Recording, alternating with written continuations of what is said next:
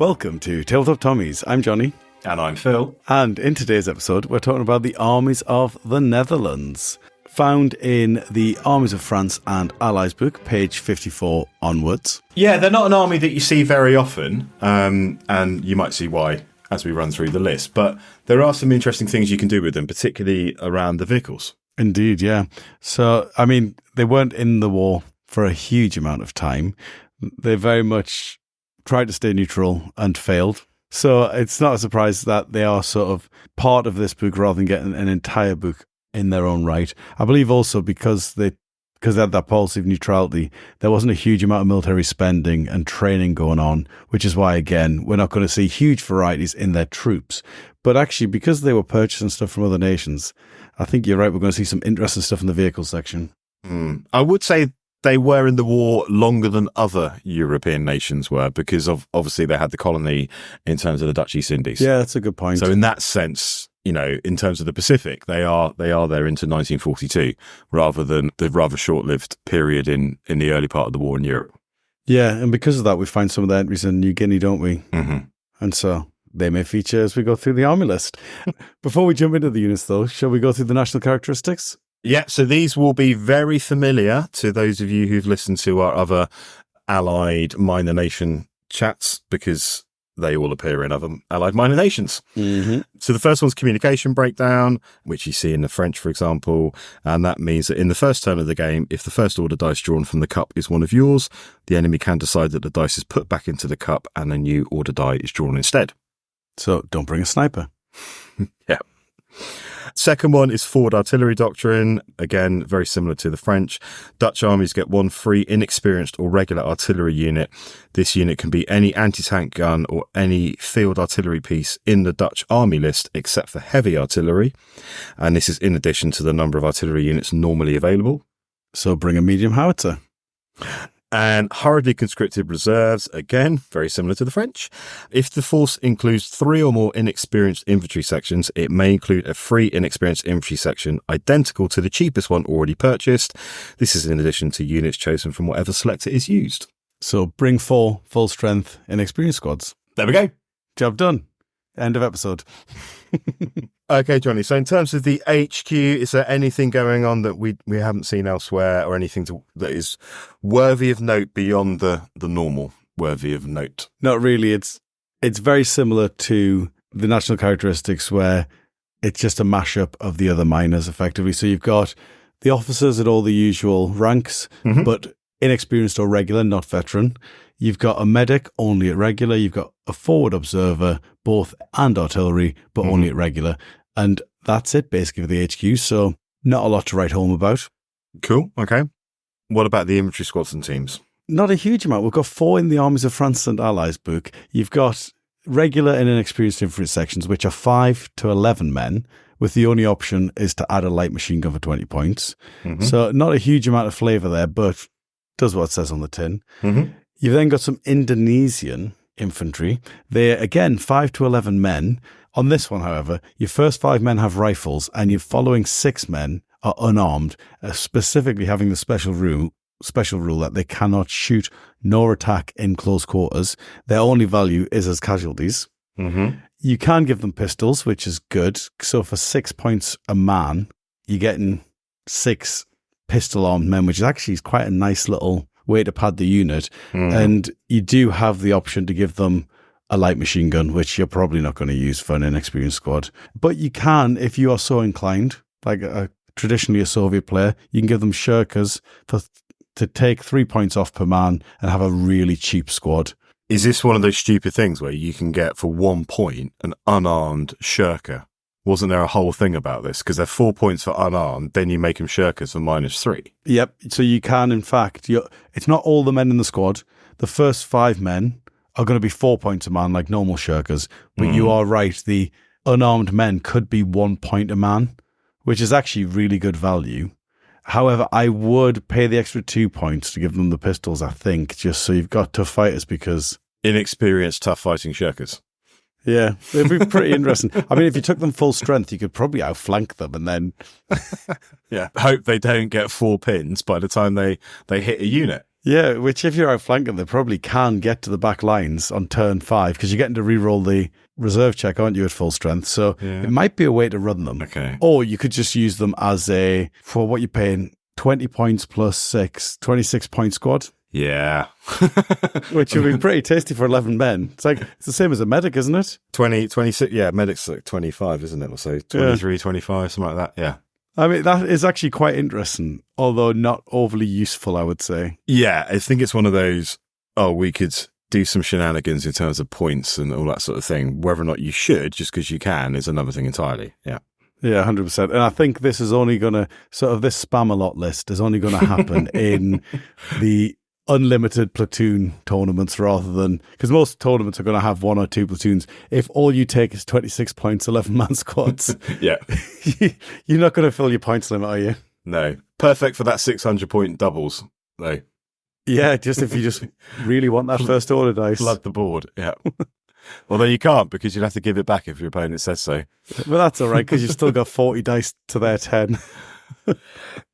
Moving on, we've got the motorcycle section, which is just like all the other motorcycle sections you're not going to take. Okay. Because it's 5 to 11 men, but you're paying sort of 15 points a man for regulars.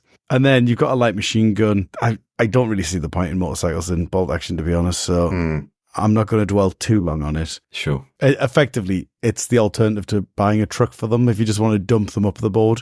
But because they haven't got a lot of special gear, I don't see why you would bother with it. Mm-hmm. Hopefully that's a controversial opinion, so someone out in the interwebs can tell me why motorcycles are actually brilliant at 5 points a model. But that's all I've got in the Armies of France and Allies book. What have we got in the New Guinea book, Phil? So you do get a couple more infantry squads in the New Guinea book. These represent the KNIL guerrillas. Mm-hmm. Both of them are infantry squads. They are both legit in a generic platoon, and they're also legit in the KNIL Guerrillas Theatre Selector, which is in the New Guinea book. So the first one is the guerrilla rifle section. These ones you can take inexperienced regular or vets, so opportunity to take some vets.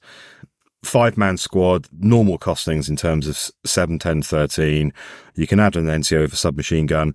What you can also do, and this is very similar to one of the Australian units from the New Guinea book, is add a local scout. So for 32 points in experience, 35 regular or 38 veteran, you can add a local scout. And what this allows you to do when outflanking is to arrive on the short board edge of your choice rather than having to choose before the game begins which board edge that is going to be. Nice. I imagine that's useful in objective missions, but not really in kill points or... No. Well, it's certainly not going to be useful in movement ones where there is no outflanking. No. It's also quite expensive to do that. Yeah. But because you've got no special gear, it is purely just so you can get into position, isn't it? The other one you've got is the guerrilla light machine gun section. So despite this being a machine gun section, it is actually an infantry squad. It's a 4-man base unit, inexperienced regular or vet. They're armed with rifles with 1 person with a light machine gun. Obviously, a second person acts as the loader. You can add up to 4 additional men at the normal price of 7, 10 or 13. You can have a SMG if you want, and you can add that scout that we've just mentioned as well. Interesting thing with this is, so unlike the Japanese MMG squad that replaces the MMG in the MMG section of the army list, this replaces it in the infantry squad. So if you really wanted to, you could have an LMG section as an infantry squad and then also have your MMG in your normal choice. Oh, that's a shame. That was going to be my question, because having a squad in a team slot is a great way to pad out a platoon when you've got a platoon limit. Yeah. And so it's a bit of a shame, actually, that they've done that, because I don't see a place for this in the infantry sections, but I do see a place for it replacing the machine gun team. Yeah, and if you read the fluff in the New Guinea book, it explains why they've done it in terms of the guerrilla sections, because of how they distributed their LMGs across their infantry squads. And I would imagine that is reflected in the theatre selected from that book. So yeah, 100%. And I think it fits very similar, in my thinking, it fits very similar to the last squad, where if you want something to dump on an objective from the flanks, it'll do the job, but I wouldn't expect much killing power from it. No. Cool. Is that all the infantry sections from New Guinea? Yeah, that is it.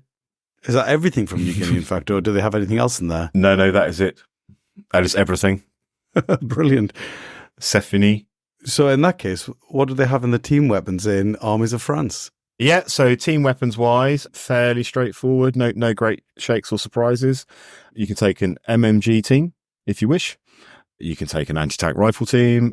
You can take a sniper team. You can take a medium mortar team. And that is it. What about the artillery, Phil? Anything exciting in there? Pretty much straightforward. So you've got your light, medium or heavy artillery. Obviously, as we said, you can take an additional artillery piece, but not the heavy as part of your national rules. You've got a light anti-tank gun. You've got a light anti-aircraft gun, and you've got a heavy anti-aircraft gun.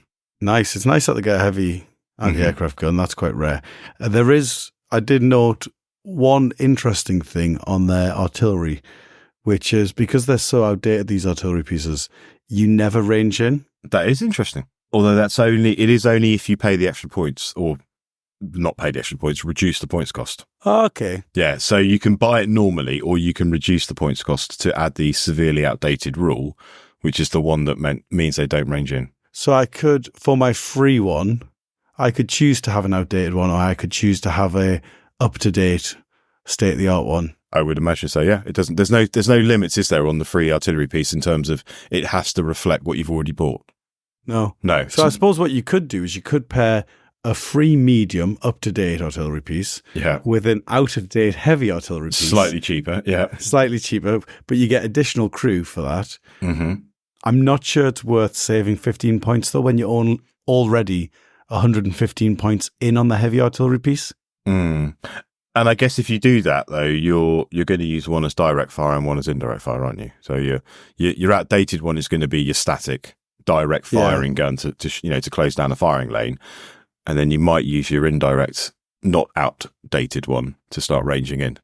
That's exactly what I was thinking. I was thinking if you are going to pair the medium with the heavy, you put that heavy sort of alongside a building, let's say, with its extra crew, out of date, so you're saving a bit of points, and then the medium behind so you can recrew. You're doing the whole 12-inch recrew. Yeah. Yeah, exactly. And you could even actually pay for the veteran for the one that's going to be outdated. It's going to work out about the same cost. A veteran outdated is going to cost about the same as a regular up-to-date. Yeah. And so you can start adding the veterancy level to when you start recruiting. Yeah. Yeah, exactly. I imagine there's probably even better shenanigans for players of the Armies of the Netherlands. I imagine I've thought of even wilder shenanigans than what I've just thought up there. But there we go. I think other than the out-of-date cannons, it's fairly mundane so far, isn't it? Yeah. But we're about to move into vehicles. Okay. Just glancing over, I can see there's a wide selection. Cool. Okay, Johnny. So why don't you take us through the armoured cars then? Armoured cars, certainly. So you've got the Landwerk armoured car, which is 135 points regular. It is a recce vehicle, and it's not open-topped, which is very nice. For those 135 points, you're getting a light anti-tank gun with a coax MMG and a hull MMG. But in addition to that, you're also getting a rear-facing hull MMG. So actually, you're getting 3 MMGs there. Yeah. Admittedly, they can't all shoot the same thing because one of them's facing backwards. Yeah. But it's an interesting one to sort of just drive up the table and sort of pirouette around spraying bullets. Yeah, okay. On the theme of MMGs, they've got the Marmon Harrington, which we all know and love. Yeah. So recce, 80 points, armour 7, a pair of MMGs in the turret. It's interesting in the armies of France and the Allies, it does specify, it's not a restriction, but in the fluff, it does say this was not used in Europe. This is used by the KNIL. So if you do want to theme your generic platoon to a theatre, you get, or theatre of operation, not a theatre selector in bolt action, you do get some guidance in the book. Yeah, that's good stuff. And then you've got the Alvis Strausler armoured car. And again, it says the same thing, doesn't it? Not in Europe. Yeah. On that one, turret MMG and a hull MMG. So very similar, same points cost, same recce, same armour. Yeah. So to be honest, I'd probably go for the Marmon. Because of that paired, yeah. Although actually, having said that, the Alvis can put out 2 pins per turn. You can put out separate pins, yeah. Oh, that's an interesting choice to make. But I suppose it depends what else is in your list as to whether you need to put out the second pin or whether you want the full 360 on both guns. But moving on, you can save yourself 10 points by taking the What's that? The overall wagon. Overall wagon, yeah. The overall wagon. There's probably a better way of Overall pronouncing that, but yeah. Yeah. I imagine it's something like overall wagon. I don't know. But it's a patrol truck. So Armour 7, 70 points. Pintle covering the front and both sides, but not the rear. You can actually upgrade it with a full pintle for 360 for 5 points. I don't think I would, to be honest. I think I'd save the 5 points. And you can make it an HMG for 10 points. Probably won't, but it would be nice to pin some armour. But the fun begins when you can add 2 additional pintle MMGs. They are a bit of a faff because they're sort of left and right and rear. And rear, yeah. But I suppose because it's recce, you could actually drive it round backwards and have all 3 MMGs shooting rearwards. You could, yes, yeah. There is an option for that. Yeah. It is open top, though, so you are going to take the pins. Yeah. Yeah, it's a risky one. But I think that truck has some merit. I think potentially it is starting to get a bit pricey when you put all the guns on. It's 100 points. And with it being open top, a bit of a risky proposition. But I imagine you're going to have a lot of fun with it. And then the final armoured car, on a similar theme, it's open top. This one isn't recce, though. It's the word that we don't know how to pronounce, the overall wagon. Yeah. The overall wagon. This one's a Navy gun truck. Not because it goes in the sea or anything. I don't know. It's just because it's got a naval gun on it. Gun on the back of it. Yeah. Yeah. Yeah. And it's a rear-facing light howitzer, this Navy gun, but it also keeps a front-facing Vickers MMG. Armour 7, as I said, open-topped. Not a huge fan of that, to be honest. No. Because without the recce, having to reverse up to shoot your light howitzer is a risky proposition. Yeah, yeah. Also quite tricky to get the angles on when it's rear-facing and you haven't got recce, because you can't turn and reverse. So that's all the armoured cars.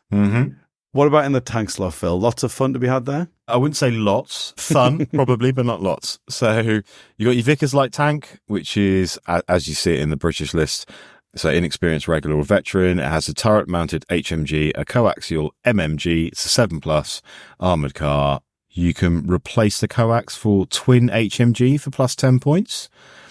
You can make it amphibious as well if you want to. That's interesting because the HMG coax MMG combo, meh, because you can't fire them both. It seems like a bit of a waste. But twin HMG is interesting. Now, I imagine because it's twinned, you'd have to fire at the same target. So you're not putting out separate pins, but that ability to put 6 shots with -1 penetration, depending on or +1 penetration, sorry, depending upon your range, could be interesting if you can get into the side. Doesn't have recce though, so. No, but it does have amphibious for 5 points, so you could catch them off guard by driving at them from the sea. Yeah, true. If you don't want to do that, though, you might want to take a Carden Lloyd tankette, which is 44 points in experience, 55 points regular. It's a 7+ open-topped, forward-facing, hull-mounted MMG. That's it. Straightforward. Good fun. I mean, 55 points isn't a lot of points to pay for a machine gun pillbox. And then your last one is the Marmon Harrington CTLS, which is an American-made light tank rather than the British version. This has 2 forward-facing hull-mounted MMGs and 1 turret-mounted MMG for 7+ damage value, armoured carrier. I really like this. I mean, 3 MMGs for 80 points, all pointing in the same direction as well, importantly. I think that's got some legs, that one. What's interesting is there is no AT other than your HMG. There's no AT capability in your tanks. And in your armoured cars, it's just that first one, the Landsverk armoured car. Or if you want to take the naval gun, everything else is effectively just MMGs. Yeah, it is really interesting. I was thinking that myself, that it's not often you see the tanks having no anti-tank. No. And the anti-tank being found elsewhere. But in a game with a lot of infantry, a lot of MMGs really goes a long way. And so I'm actually a big fan of them. Yeah, and a lot of these vehicles obviously reflect the Pacific theatre rather than the European theatre, and that's exactly what you found. You didn't have big tanks in opposition. It was a lot of infantry. Therefore, MMGs and HMGs would have been perfectly fine historically. So, yeah. Shall we move on to transports, sir? Are we going to see some AT options in the transports, Johnny? Well, spoilers, but yes. The transports, the Dutch really buck the trend with So the miners, I always complain, don't have machine guns on trucks. That's always my common complaint. Yeah. Bizarrely with the Dutch, they might even have too many guns on their transports. Is that possible?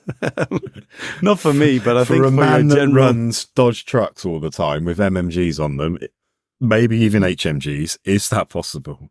It's choice, isn't it? You know, the classic, what is it? Anyway, I think you are spoiled for choice, and it's going to lead to indecision. So I'm going to jump straight in with the most exciting unit. Mm-hmm.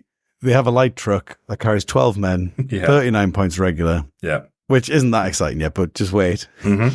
You can have a Pintle MMG for 15 points. Standard. And what's more, you can bang an additional 2 Pintle MMGs on it. So you can have a truck with 3 MMGs. Admittedly, the additional 2 can only shoot right, left, rear. Mm-hmm.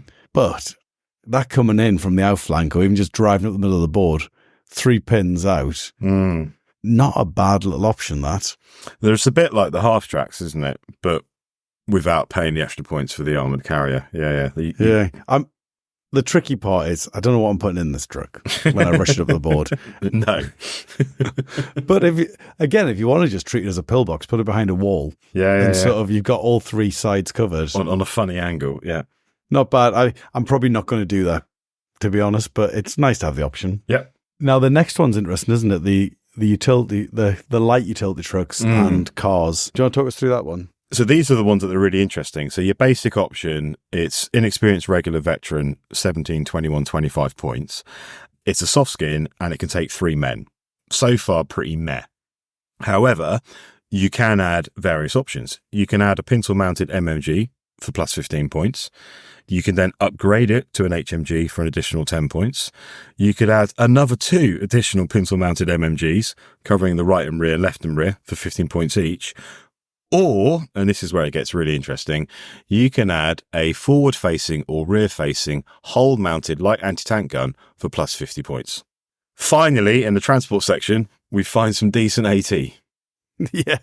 And what's amazing, well, what I think is amazing, is because it doesn't lose its transport capacity, you could take basically as many as you've got points squads. allowed. Yeah. Because you can take that 26-point squad and then take a 71 points regular truck with a light anti-tank gun. Yeah. Maybe he's even pushed the boat out for the machine gun as well. 86 points. So what's that? You're now 112 points in. Well, you get 2 order dice. You are going to need to put someone in the vehicle to fire both, aren't you? Because it can only fire one. That's a good point. That is a very good point. So what I'll do is I'll let them die quickly. So they get down to 3 men. And then jump in. Oh, it's a real shame, actually, that light machine gun squad is 4 men, Rodri. Because we could have snuck them in. I suppose, actually, you've made a good point there. Maybe it's just not worth paying for the Pintle machine gun. No, but the ability for 71 points to take a transport which has a forward-facing light AT when you haven't got a lot of AT elsewhere, it's obviously not what they were designed to do. But if you wanted to, you can so choose, given the options, yeah. Yeah, and it's quite useful because you can shoot it with a 1-inch shell. And that gives you the D2 pins as well. So you can use it as a bit of an anti-infantry threat, bit of a sort of, even if you can't kill the tanks with a light anti-tank gun, you could just stop pinning them down. So it's a really interesting choice. I think it would probably be the way I would build this army just for fun, to have 5 or 6 of these fellas. And to be fair, that is how you like to play your Americans, isn't it? In terms of soft skins with big guns, be that MMGs on Dodges or the little light AT Dodge. What's it called? Oh, the M6 GMC. Or the M6 GMC. Yeah, that's how you like to build your Americans sometimes. Yeah, that's exactly how I'm seeing this truck, as a GMC, an M6 GMC, but with an additional transport capacity. It does make it a bit vulnerable to being stolen. That's the only thing. But I mean, I'll have 5 others, so you're welcome to steal 1. As long as they're not in a line, so that one goes, the other 4 go as a consequence. Yeah. Anyway, if you want to, you could take a Jeep and you could stick an MMG on it and lose your transport capacity, because it's not like you haven't got a lot of options for MMGs elsewhere in the list. I don't understand why they added this entry, to be honest, because why would you take... I suppose it defends you against that being stolen option, but it does move it to the armoured car slot. I suppose actually there is a place for it there if you just want to save points on your armoured car, but you do want a machine gun in that slot. True. You could take a tractor if you want, the Trade A tractor. You could also take a GMC tractor. They're both tractors. And 6 plus. You could take a Vickers utility tractor, which is a tractor but 7 plus. Well, the GMC and the Trado, the GMC can be inexperienced. That's the only difference between them, isn't it? And then, so 15 points for a regular GMC or 50 points for a regular Vickers. But no weapons, so it's quite a lot of points to spend. Yeah, just to get that 7 plus versus the 6 plus, yeah. Especially because the GMC can drag any gun, whereas the Vickers is limited to medium anti-tank or light howitzers. So that Vickers can't even tow the free medium howitzer you got. Now, what you can do is get the M3 White Scout car, which is 69 points in experience, 86 regular or 103 veteran. That comes with a pintle-mounted HMG covering the forward arc. It's a 7 plus armoured carrier with 8 men. If you want to, you can add a couple of additional pintle-mounted MMGs. And if you also want to, you can remove the transport capacity and give it recce, which will then shove it into the armoured car slot. But that's where you can get your 7 plus recce'd HMG with up to 2 more MMG Dakar armoured cars, if you so wish. Yeah, it's exactly the same as the US entry, and I really like the model and I like the idea of this vehicle, but I've never really found a use case for it because it's just a little bit pricey. I'm going to have to try them at some point, I think, just because they've always been on my agenda, but I don't think there's a place for it, especially in this army where there's lots of other fun things in the transport slot.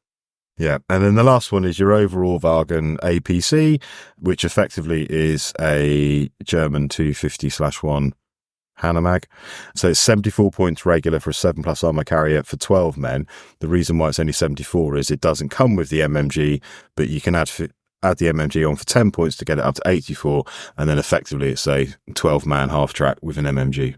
Yeah, nice enough. Yeah. I mean, it's overcosted in the same way most of the half-tracks are. Yeah. Again, I've got an issue with this army where he's paying all these points for transports that really don't have a use case for because all you've got is light machine guns, so you want them to stay back and just spray at long distance. So it's bizarre that we've got so many transport options. From a gamer's perspective, we've got so many transport options and not much fun stuff to transport. What you don't have are AT grenades either. So it's not even like you can tool up one of your squads of AT grenades and use them as anti-tank options. Yeah. And no SMGs because of the sort of the lack of equipment due to the policy of neutrality. It's I mean, it's weird that you don't even get flamethrowers. Like they're not even didn't even stockpile them from sort of World War I surplus. There's just not in existence. So really, I think you want to keep people back. So you're only buying transports in order to have more guns, is what I'm thinking here. Yeah. If you like Dakar, this could be the army for you with a twist. Yeah. Yeah. And it's an interesting one. I think it has legs, this army, but I'm not sure how well you could play it sort of as a new player to it. I think there's a lot of fun to be had and a lot of gaming of the system, as it were. Yeah. But I think it's going to require sort of a lot of practice with this army.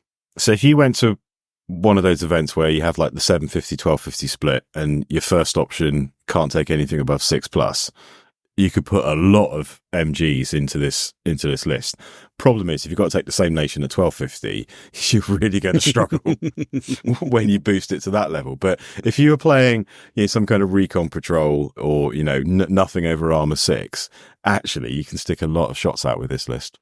Oh, 100%. And it's the infantry that's letting it down. I think if you took the transport options and put them in a different nation that could have maybe stubborn or tough fighters or something, this would be really powerful. And it's just sort of on the edge of becoming a competitive force for me. But anyway, what sort of selectors have we got? You have a grand choice of 3.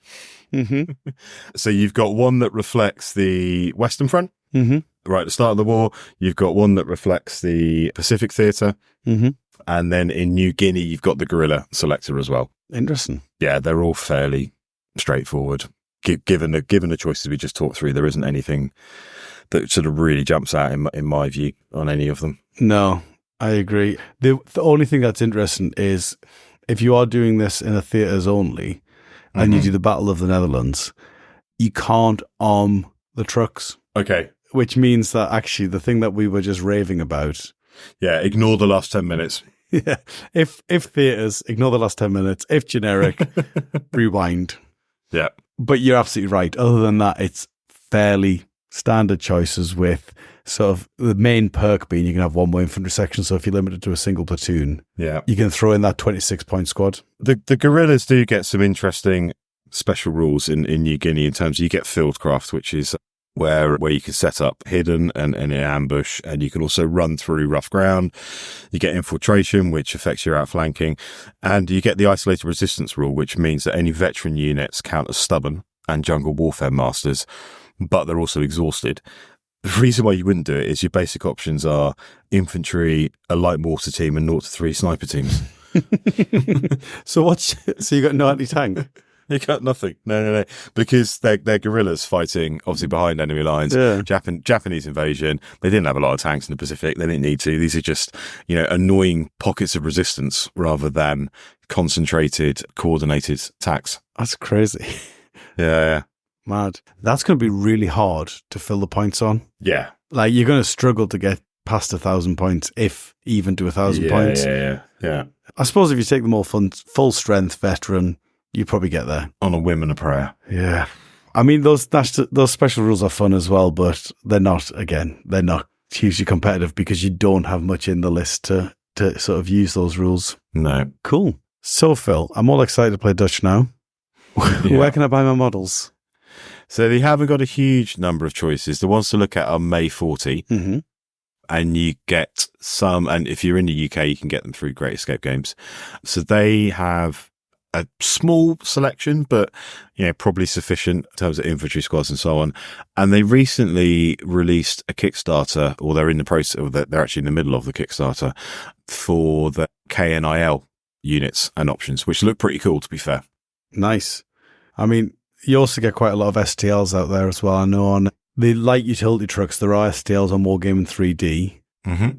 A lot of them. So I think Dewey Cat does one for about $5, the STL. Okay. And obviously you get the file and then you can print as many of them as you want. Yeah. That's probably the way I would go personally. I don't like to 3D print troops, but for the vehicles, I think I'm going to be, because I actually don't know where else I can get the models from if I'm looking for the sort of the peculiar Dutch trucks. Yeah, I imagine a lot of kit bashing and, like you said, a lot of STLs, 3D printing and so on. Niche, effectively. Yeah. A lot of fun, I imagine, as a sort of a hobby project. Yeah, no, definitely as a project. I can see it being interesting, yeah. And we've got quite a lot of sort of loaned vehicles as well, so you have got options there of buying sort of the Marmon Harrington or the White Scout car. Yeah, the Lloyd Carrier as well, yes. If you're doing the early war Western Front, then you obviously got your early war British options, and then you got a few more later on in terms of US options for the KNIL. Nice. Well, Phil, what do you reckon? You going to start a Dutch army? No. That was quite definitive. It was quite definitive. That wasn't my no, but actually I will go and do it down the line. This was a no, I'm not going to. Why not? There's no hook for me yet, based on what I have read and seen. Yeah, you see, for me, I actually have considered this one before. Yeah, well, we've talked about the 3-man vehicles with the forward-facing ATs, haven't we? Yeah, and I think that the two barriers for me are historically it's been the lack of minis. So it's always been sort of it makes it a bigger project than starting a different nation. And then you've also got those transports seem like brilliant, the idea of having a transport with a light anti-tank gun.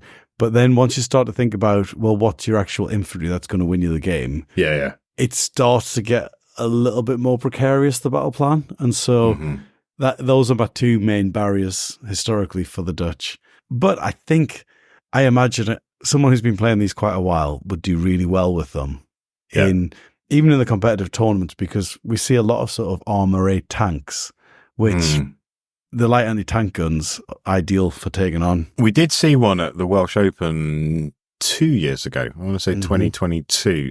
A gentleman brought them and definitely wasn't at the bottom after 5 games. Brilliant. So if there are players out there who are successfully running Dutch Armies, please do drop us a message or put a comment on the Facebook post when we launch this episode. We'd be interested to hear what you do, how you build it, and where you get your minis from. Yeah, and I look forward to seeing any photos that you share on the post. It's always nice when we do the armies and people share their actual armies, especially these ones that we really don't see very often. It's really nice to see all the ways you've sort of kit bashed models, etc. Absolutely. And in the spirit of sharing, do please like, share, and subscribe. Ta-ta for now. Ta-ta for now.